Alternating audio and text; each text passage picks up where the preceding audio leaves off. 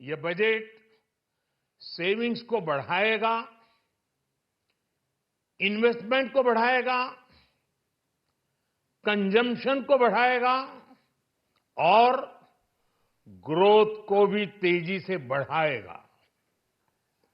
मैं वित्त मंत्री निर्मला सीतारमण जी और उनकी पूरी टीम को इस जनता जनार्दन का बजट, पीपल्स का बजट, इसके लिए बहुत बहुत बधाई देता हूं। साथियों, आमतौर पर बजट का फोकस इस बात पर रहता है कि सरकार का खजाना कैसे भरेगा,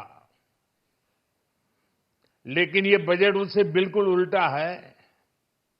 लेकिन ये बजट देश के नागरिकों की जेब कैसे भरेगी, देश के नागरिकों की बचत कैसे बढ़ेगी और देश के नागरिक विकास के भागीदार कैसे बनेंगे, ये बजट इसकी एक बहुत मजबूत नींव रखता है। साथियों, इस बजट में रिफॉर्म की दिशा में महत्वपूर्ण कदम उठाए गए हैं। न्यूक्लियर एनर्जी में प्राइवेट सेक्टर को बढ़ावा देने का निर्णय बहुत ही ऐतिहासिक है।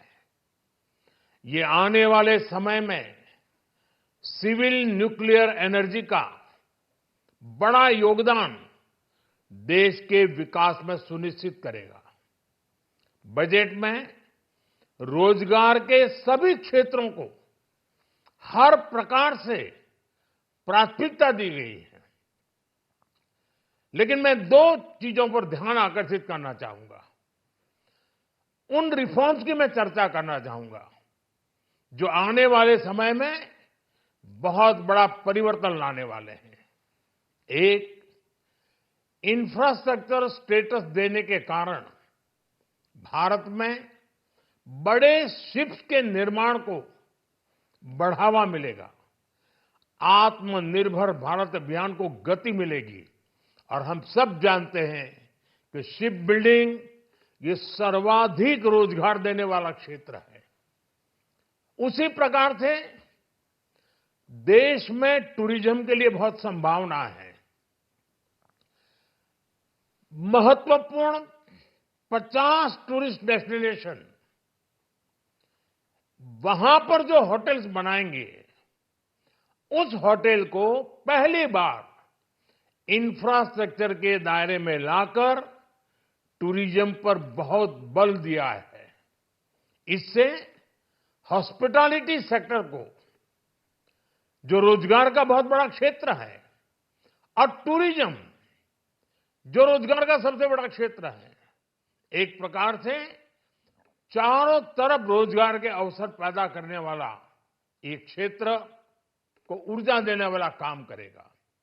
आज देश विकास भी, विरासत भी इस मंत्र को लेकर चल रहा है। इस बजट में भी इसके लिए भी बहुत महत्वपूर्ण और ठोस कदम उठाए गए हैं। 1 करोड़ पांडुलिपियों के लिए संरक्षण के लिए, मैन्युस्क्रिप्ट के लिए ज्ञान भारतम मिशन लॉन्च किया गया है। साथ ही भारतीय ज्ञान परंपरा से प्रेरित एक नेशनल डिजिटल रिपोजिटरी बनाई जाएगी। यानी टेक्नोलॉजी का भरपूर उपयोग किया जाएगा और हमारा जो परंपरागत ज्ञान है उसमें से अमृत निचोड़ने का भी काम होगा।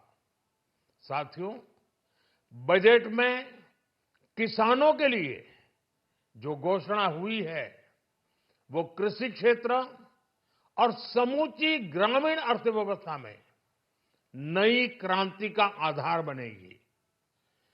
पीएम धन धान्य कृषि योजना के तहत 100 जिलों में सिंचाई और इंफ्रास्ट्रक्चर का डेवलपमेंट होगा।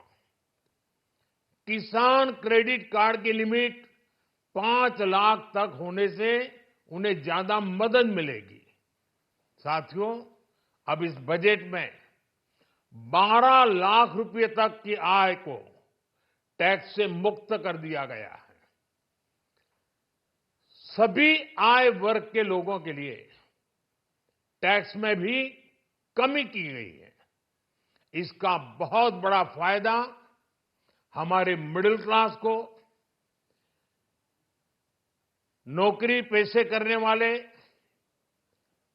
जिनकी आय बंधी हुई है, ऐसे लोगों को, मिडिल क्लास को इससे बहुत बड़ा लाभ होने वाला है।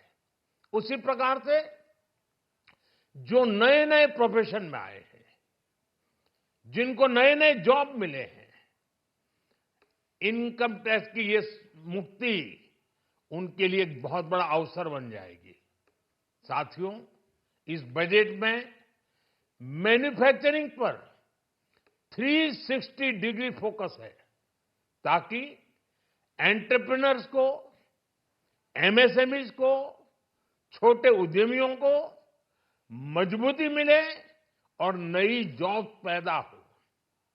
नेशनल मैन्युफैक्चरिंग मिशन से लेकर clean tech, leather, footwear, toy industry जैसे अनेक सेक्टर्स को विशेष समर्थन दिया गया है। लक्ष्य साफ है कि भारतीय प्रोडक्ट्स ग्लोबल मार्केट में अपनी चमक बिखेर सके। साथियों, राज्यों में इन्वेस्टमेंट का एक वाइब्रेंट कॉम्पिटिटिव माहौल बने, इस पर बजट में विशेष जोर दिया गया है। एमएसएमईज और स्टार्टअप के लिए क्रेडिट गारंटी को दोगुना करने की घोषणा भी हुई है। देश के एससी, एसटी और महिला जो नए उद्यमी बनना चाहते हैं, उनको 2 करोड़ रुपए तक के लोन की योजना भी लाई गई है, और वो भी बिना गारंटी। इस बजट में न्यू एज इकोनॉमी को ध्यान में रखते हुए गीग वर्कर्स के लिए बहुत बड़ी घोषणा की गई है। पहली बार गीग वर्कर्स का ई श्रम पोर्टल पर रजिस्ट्रेशन किया जाएगा। इसके बाद इन साथियों को स्वास्थ्य सेवा और दूसरी सोशल सिक्योरिटी स्कीम्स का लाभ मिलेगा। ये डिग्निटी ऑफ लेबर, इसके प्रति, श्रम एव जयते के प्रति सरकार के कमिटमेंट को दर्शाता है। रेगुलेटरी रिफॉर्म से लेकर फाइनेंशियल रिफॉर्म्स, जन विश्वास 2.0 जैसे कदमों से मिनिमम गवर्नमेंट और ट्रस्ट बेस्ड गवर्नेंस के हमारे कमिटमेंट को और बल मिलेगा। साथियों, ये बजट न केवल देश की वर्तमान आवश्यकताओं को ध्यान में रखता है, बल्कि हमें भविष्य की तैयारी करने में भी मदद करता है। स्टार्टअप के लिए deep tech fund, geospatial mission और न्यूक्लियर एनर्जी मिशन ऐसे ही महत्वपूर्ण कदम है।